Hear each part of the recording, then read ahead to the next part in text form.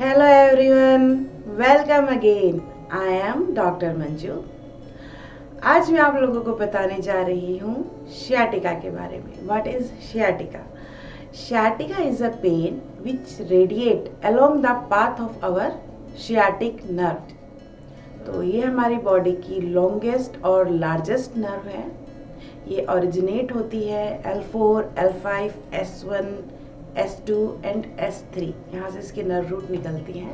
उसके बाद ये डिवाइड होती है और पेरिफॉर्मिस मसल के साइड से होते हुए शाटिक फोरामन से निकल के हमारी बैक ऑफ द थाइज में जाती है। एंड जब पोप्लिटेल फोसा जो कि हमारे नी के जस्ट पीछे होता है उससे थोड़े से ऊपर ये दोबारा डिवाइड होती है 2 पार्ट्स में और नीचे हमारे फुट तक जाती है।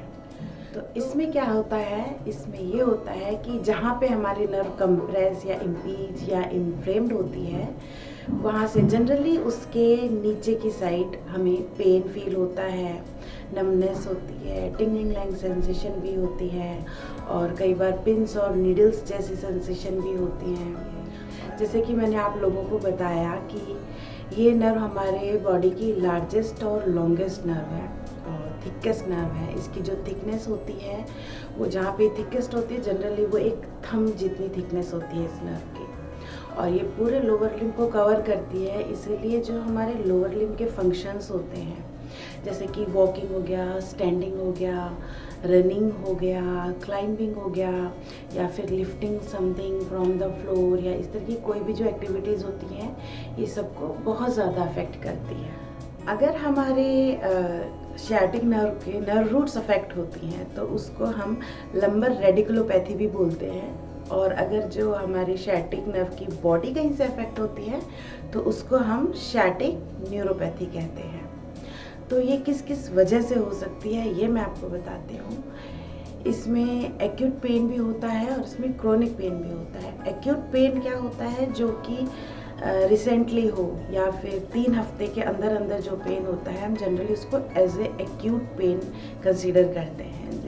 वो ज़्यादातर होता है जैसे आप कुछ उठाने लग गए और आप सडनली आपको पेन हुआ बहुत ज़्यादा, आप उठा नहीं पाए या आप बैठे के बैठे ही रह गए या आप खड़े से बैठ रहे थे तब आप सडनली इस पोजीशन में अटक गए या आपने कुछ उठाया तो आपको एकदम से दर्द हुआ और वो रेडिएट हुआ नीचे पैर तक। इस तरह की कंडीशंस को हम जनरली एक्यूट कंडीशन बोलते हैं।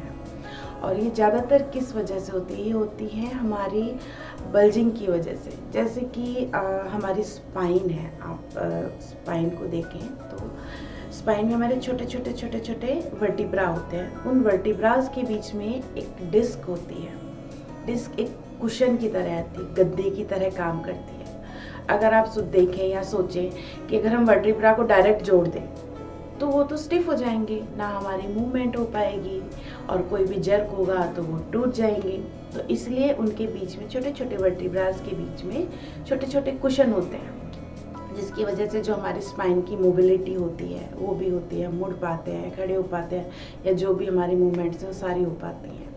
और वो एक शॉक एब्जॉर्बर का भी काम करते हैं कि अगर आपको झटका लगता है या शॉक लगता है तो वो उसको एब्जॉर्ब कर लेते हैं। जैसे कि हमारी बाइक वगैरह में शॉक एब्जॉर्बर होते हैं, हमारे आजकल सोफाज में भी शॉक एब्जॉर्बर होते हैं, वो शॉक को एब्जॉर्ब करती हैं।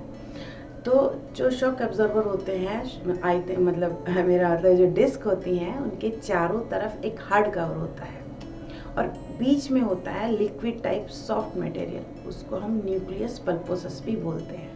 अगर हम एक्यूट केसेस की बात करें तो वो ज़्यादातर होते हैं हमारे कोई ट्रॉमा की वजह से, चोट लग गई सडनली उसकी वजह से, या फिर हमारे बल्जिंग या हर्निएटिंग डिस्क की वजह से। बल्जिंग और हर्निएटिंग डिस्क क्या है? बल्जिंग डिस्क वो होती है जिसमें जो हमारा अंदर का न्यूक्लियस पल्पोसस होता है, जो सॉफ्ट पार्ट होता है, उसके बाहर जो हार्ड पार्ट होता है टायर टाइप एनुलस फाइब्रोसिस बोलते हैं हम उसे, उसको प्रेशर डालते हुए, उस पर प्रेशर डालते हुए बाहर की साइड आता है, लेकिन उसको हम बोलते हैं कंटेन्ड क्योंकि वो उससे बाहर नहीं निकलता। वो जो टायर टाइप बाहर का पार्ट है वो उससे बाहर नहीं निकलता, वो कंटेन्ड रहता है उसके अंदर, लेकिन प्रेशर डालता है हमारे नर्व के ऊपर।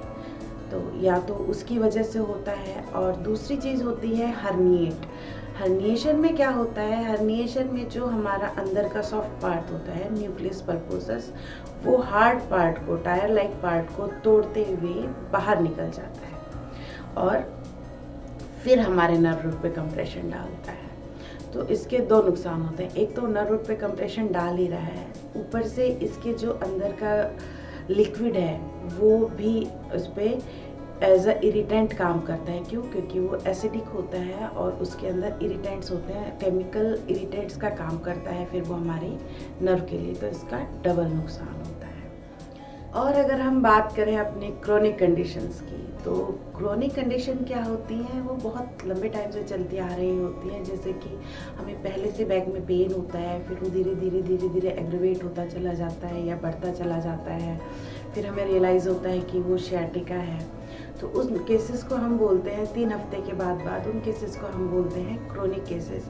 ये जनरली हमारे ओल्ड पीपल्स में होती है, जैसे कि उनको ऑस्टियोआर्थराइटिस हो गया, आर्थराइटिस प्रॉब्लम में जनरल वियर एंड टियर होता है जिसकी वजह से स्पाइन में इम्पीजमेंट या इन्फ्लेमेशन आती है, वो हो गया। या फिर पेरिफॉर्मिस सिंड्रोम हो गया, उसमें क्या होता है, जो पेरिफॉर्मिस मसल क्या होती है, पेरिफॉर्मिस मसल्स होती है हमारे थाई में, एक बेंड लाइक मसल होती है इस तरीके से, आज आप देख भी पा रहे होंगे इस इमेज में, वो होती है, वो हमारे हिप स्टेबिलिटी में काम करती है, ट्रंक मूवमेंट में हेल्प करती है, वो हमारी हिप की बहुत ही एक इम्पॉर्टेंट मसल है। उसके पास से हमारी जो सियाटिक नर्व निकलती है, तो उसकी वजह से अगर सियाटिक नर्व में इम्पीजमेंट वगैरह कंप्रेशन होती है तो उसको हम पेरिफॉर्मिस सिंड्रोम बोलते हैं। स्पाइनल स्टेनोसिस में क्या होता है कि इसमें जो हमारी स्पाइनल कैनाल होती है वो नैरो हो जाती है किसी भी रीज़न से। तो उसकी नैरोइंग से क्या होता है, स्पाइनल कैनाल से हमारी स्पाइनल नर्व जाती है, क्रॉस होती है, वो उसकी कैनाल है। तो अब जिस कैनाल से वो जा रही है वो ही नैरो हो गई, तो उसमें तो कंप्रेशन होगा ही होगा। तो उसकी वजह से उसमें जो इम्पीजमेंट और कंप्रेशन होता है, फिर उसकी वजह से वही सेम सिम्टम्स आने लगते हैं, रेडिएटिंग पेन होता है, नमनेस, स्टिंगिंग सेंसेशन, ये सारी चीज़ें होती है। तो ये भी एक बहुत मोस्ट कॉमन रीज़न है और ये ज़्यादातर हमारे ओल्डर पीपल्स में ही देखा जाता है। तो एक और रीज़न होता है स्पॉन्डाइलोलिस्थेसिस। इसमें क्या होता है, जो हमारी वर्टिब्राज होती है, जो उनकी पोजिशनिंग होती है, जो अलाइनमेंट होती है, वो ख़राब हो जाती है। उसमें कोई एक वर्टिब्रा आगे या पीछे स्लिप हो जाती है, जिसकी वजह से क्या होते हैं, हमारी स्पाइन की अलाइनमेंट ख़राब हो जाती है और वो जाके हमारी स्पाइनल नर्व्स पे इम्पीजमेंट डालती है, उनको कंप्रेस करती है। तो ये भी एक रीज़न है। और भी बहुत रीज़न्स होती हैं। कुछ लोगों में ये वेट गेन की वजह से भी हो जाता है कि वज़न बहुत ज़्यादा बढ़ गया है और हमारे बैक पे बहुत प्रेशर आ रहा है, उसकी वजह से नर्व कंप्रेस हो रही है, या फिर स्पाइनल ट्यूमर हो गया, उसकी वजह से भी होता है। तो इस तरीके से छोटे छोटे और भी रीज़न्स होते हैं।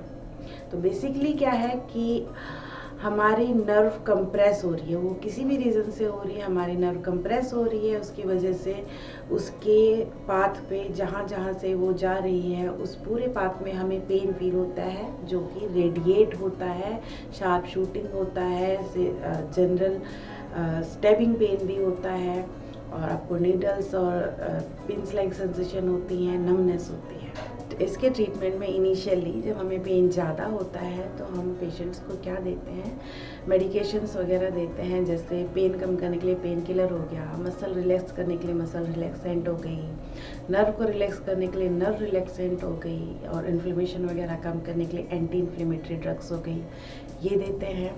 उन्हें रेस्ट करने के लिए बोलते हैं और आइसिंग करते हैं कम से दिन में 3-4 बार 10-10 मिनट के लिए, जिससे उनको पेन रिलीफ हो और हमारी नर्व भी थोड़ी सी शांत हो। तो इसके लिए आइसिंग बहुत ज़रूरी होती है, हम आइसिंग करते हैं। और हमारे फिजियोथेरेपी में IFT और टेंस जैसी मशीन होती हैं, हम वो यूज़ करते हैं अकॉर्डिंग टू द पेन और according to the condition of the patient, वो लगाई जाती है। उसके बाद जब पेशेंट का दर्द थोड़ा सा कम हो जाता है तो हम उन्हें एक्सरसाइजेस कराते हैं।